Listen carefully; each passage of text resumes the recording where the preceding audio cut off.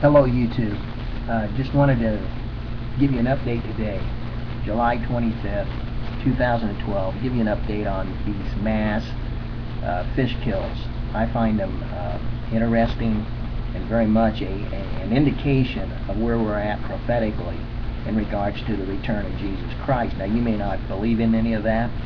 That's fine. You just hang in there with me. We'll at least study these events and kind of draw some conclusions. The Des Moines Gazette on July 22nd reported that a 42-mile stretch of the Des Moines River yielded up 58,000 dead fish. The water temperature was 97 degrees. The value of these fish, according to the Department of Natural Resources, was valued at $10 million.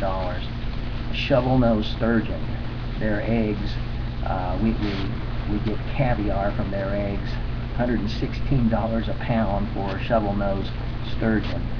It was the longest fish kill in the history of the state of Iowa.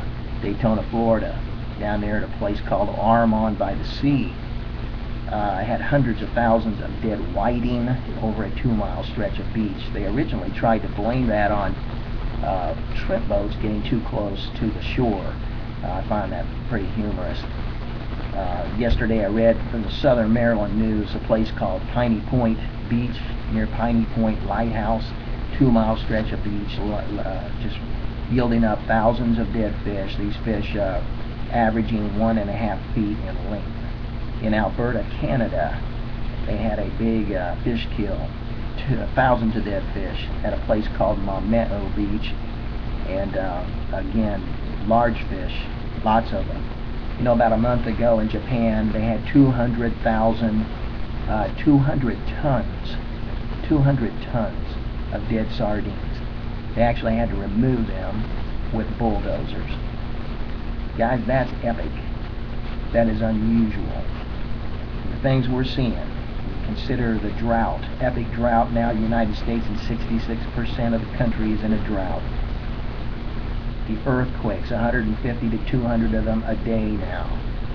Volcanoes, 60-some odd volcanoes have now come online in the last 6 months. And the war that's shaping up in the Middle East, we could go on and on for days talking about that. The Bible gives us precedents of God judging countries in the way that He dealt with Israel. Zephaniah chapter 1, verses 2 and 3, it says, "I will utterly consume all things from off the land, saith the Lord. I will consume men and beasts. I will consume the fowls of the heaven and the fishes of the sea." I'll just give you my personal opinion about what this should mean to you. How should you apply this news to yourself? You need to trust Jesus as personal Savior.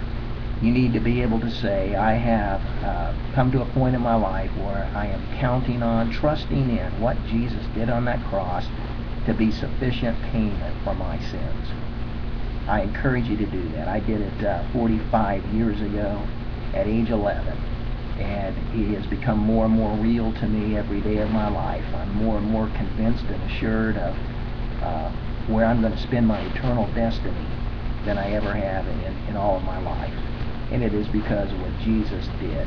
I'm going to include a little link down in the info box. It's to my personal site, www.howtobeforgiven.com. I just encourage you to look at it and read some of the resources and come to Jesus. That's all I got for you today.